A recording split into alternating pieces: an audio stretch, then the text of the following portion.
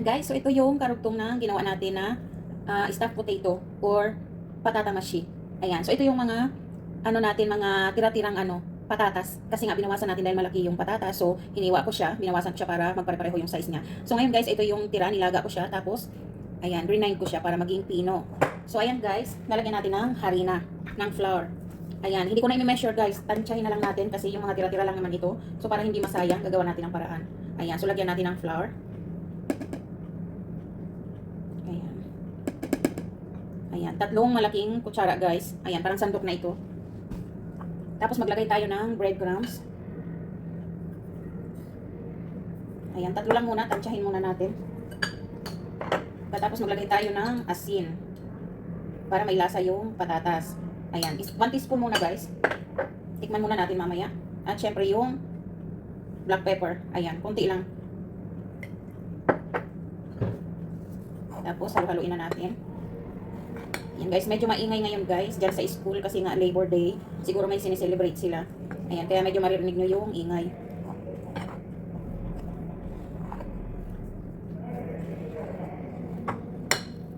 Ayan guys, magdadagdag tayo ng breadcrumbs.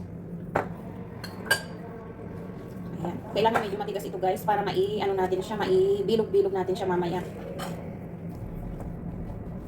Ayan, pag malambot kasi guys, mahihirapan tayong magbilog nito at maglalagay pa tayo ng palaman.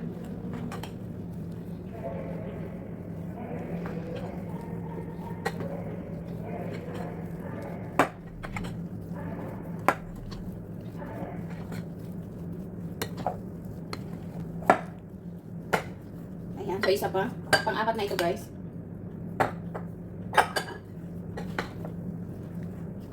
Ayan, minsan ganito mga ginagawa ko guys, nag-experiment.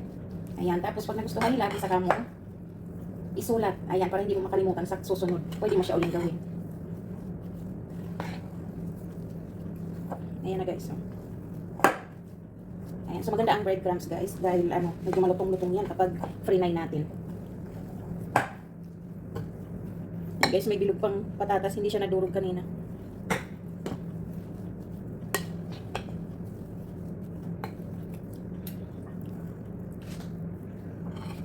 Ayan guys, so titikman natin kung okay yung lasa ng salt niya guys. Pwede tayo magdagdag konti. Hindi pa siya pina-fry guys, pero malutong-lutong yung patatas kasi nga may halong breadcrumbs. Ayan, so na siya guys. Maira-round na natin ito mamaya. Ayan. So pwede nyo dagdagan pa yung breadcrumbs kung gusto nyo guys. Kung kayo ang gagawa at medyo mahirapan kayo, pwede nyo dagdagan kung gusto nyo na mas matigas siya konti. Ayan, pero okay na ito. So ayan, set aside natin yan guys. Ito yung tira natin kaninang giniling. Ayan, yung niluto natin kaninang palaman. So dadagdagan natin ito ng green onion. Ayan. At maglalagay tayo guys ng mozzarella cheese. Ayan, ihahalo-halo ko na siya guys para minsanan yung natin, pagbibilog mamaya. Ayan, so hindi ko na rin siya guys i-measure. Tansya-tansya na lang. Kasi talaga tayo kapag may mga tira guys, so nang i-measure. Tansyahan na lang. Ayan. Tapos syempre haluin na natin. Syempre tikman nyo rin guys kung tama pa ba yung salt niya. Kasi syempre nagdagdag tayo ng mga halo, baka tumabang siya. Yung mozzarella hindi siya maalat guys na cheese. Ayan, pwede pa natin dagdagan ng cheese. Guys, pag ako lang gusto ko siyang lagyan ng chili powder. Kasi gusto ko yung medyo maanghang-anghang siya.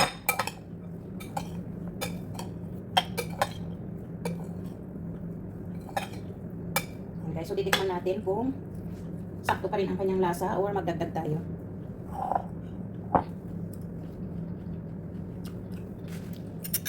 So maglalagay tayo guys ng black pepper.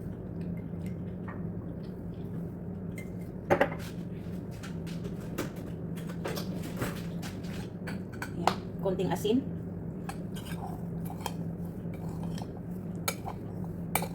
Ayan, tapos lalagyan natin siya ng cheddar cheese.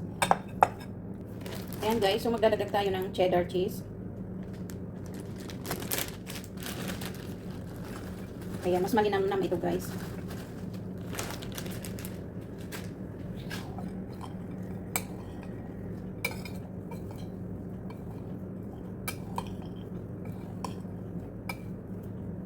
Ayan, so ready na guys. pwede na tayong magbilog-bilog. At syempre, kailangan natin ng panko breadcrumbs. Ayan, dito natin siya i-roll mamaya kapag nabilog na natin. Ayan guys, nagpalit tayo ng gloves.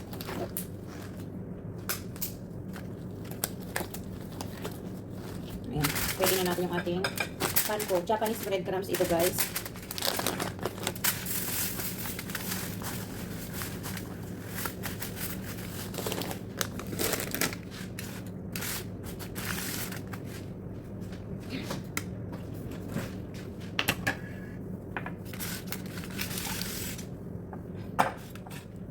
Ayan, meron din akong oil. Kasi maglalagay tayo sa kamay natin guys para hindi dumikit. Ayan guys, so maglagay muna tayo ng oil. Tapos gagamit tayo ng ice cream scoop. Ayan, para dito. Para pare-pareho yung kanyang size.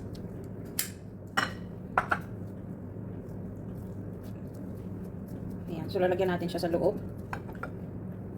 Kunti lang guys, kasi baka sumabog siya pag marami yung ilalagay natin. Syempre may cheese siya, baka bumuka. Ayan.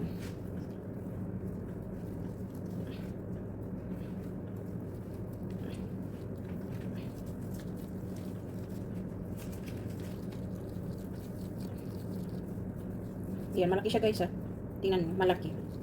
Maganda sana kung maliit pa siya. Ayan, tapos pag naibilog na natin guys, i-roll natin dito sa breadcrumbs. Ayan.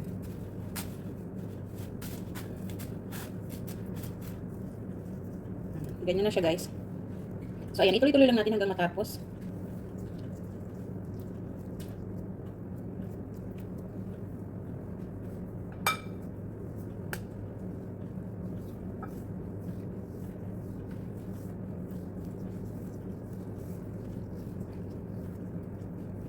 Ayan, kailangan maitago talaga natin sa loob guys, yung palaman guys.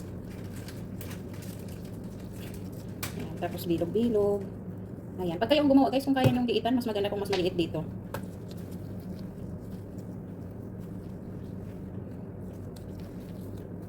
Ayan, tapos i-roll natin dito sa breadcrumbs. Ayan, so ganyan lang guys. Pwedeng i-fry nyo o pwede ring i-oven nyo kung alin ang gusto nyo, doon yun ang sundin nyo. Ayan. Ayan na guys. So magta-try tayo ng ipa-fry natin. Tingnan natin guys kung hindi siya sasabog pag frinay natin. Ayan.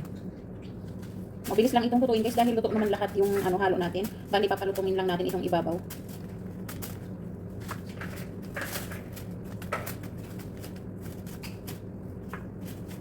Marami ang magagawa natin guys. Ang dami niya. Pang-stock na ito. Tapos titingin ako kung may ibang size tayong magawa.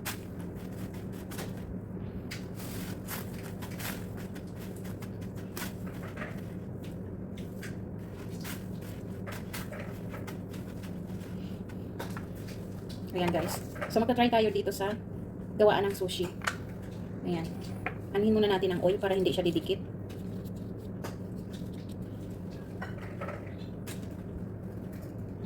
Ayan, tapos lalagyan natin.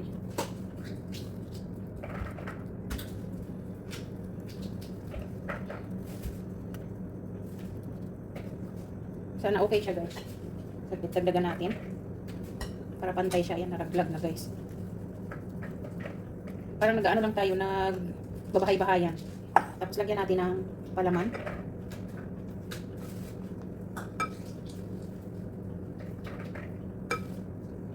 Ayan, kunti lang na palaman guys kasi hindi natin sigurado kung okay siya.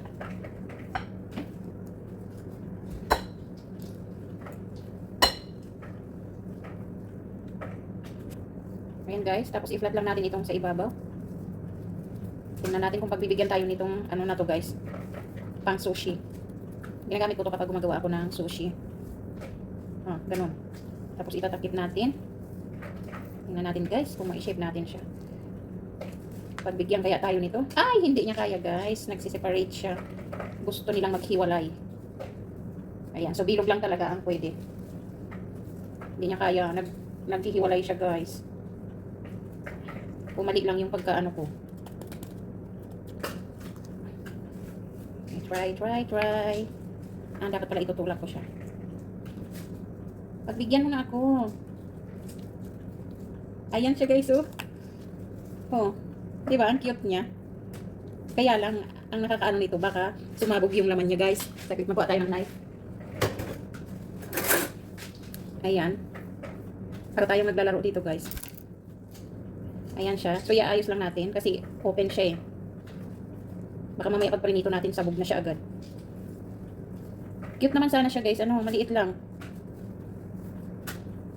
Itatry natin yan pag prinito natin kung ano mangyari. Ayan, tapos i-roll natin dyan. Baka lalabas yung palaman niya, guys. Sana pagbigyan tayo nito para tayo naglalaruin.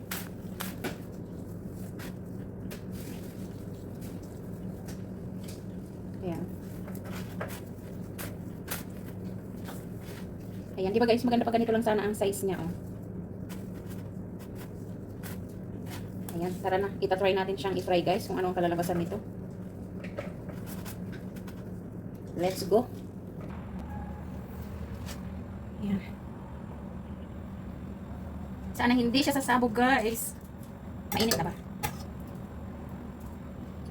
Ayan. Kailangan mainit na para mabilis lang po. Ilagay natin dito, guys, kasi baka mag-ano siya. Kung bubuka siya, maitanggal agad natin.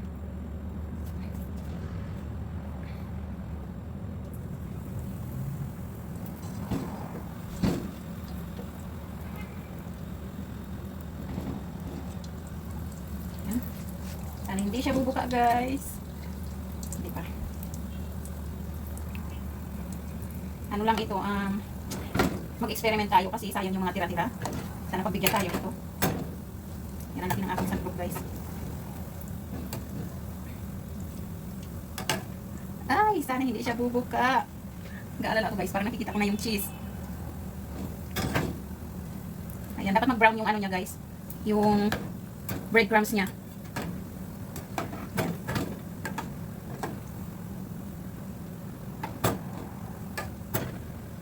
Parang complicated, guys, no? Pero maano natin to. Baka malusutan natin.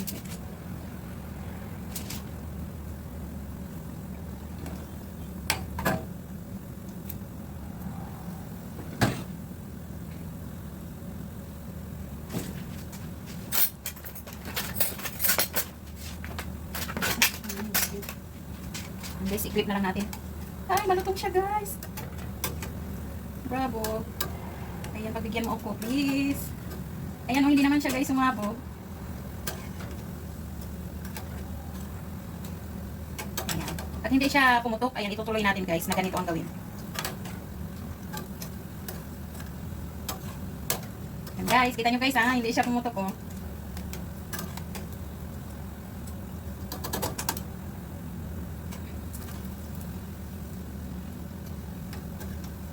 Feeling ko okay na yung kulay niya. Ano? Ganyan lang yata. Para hindi naman siya masunog. Luto naman siya, guys. Bali, ang lulutuin lang talaga natin itong itong breadcrumbs sa ibabaw. Ayan, ang ganda ng kulay na.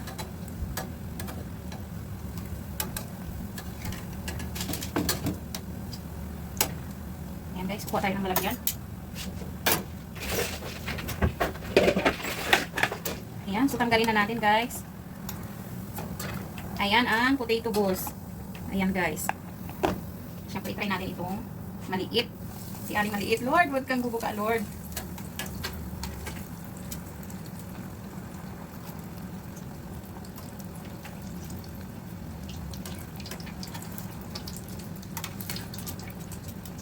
Ayan. Makikisama yata siya, guys. Ayan, ilagay natin yung iba. Siyempre, titikman namin ni Budots to. Kung okay siya.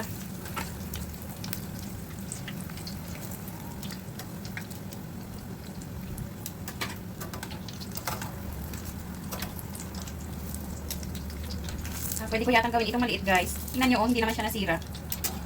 Buo rin naman siya. Ayan, guys, oh.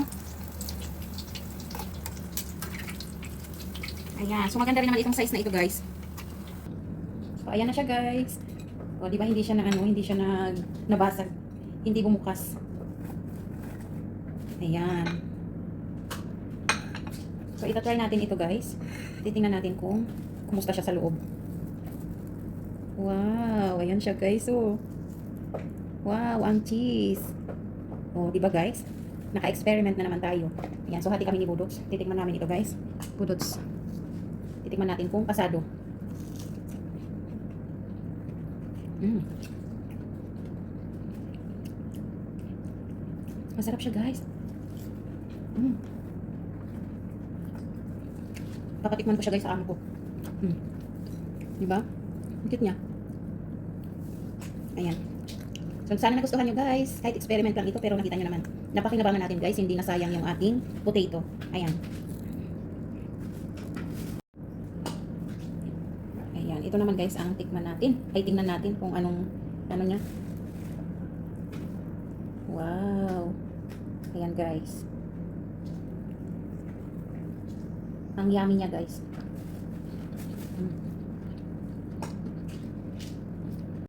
Ayan, guys, ito na yung nagawa natin lahat. Ayan, o di ba hindi na sayang.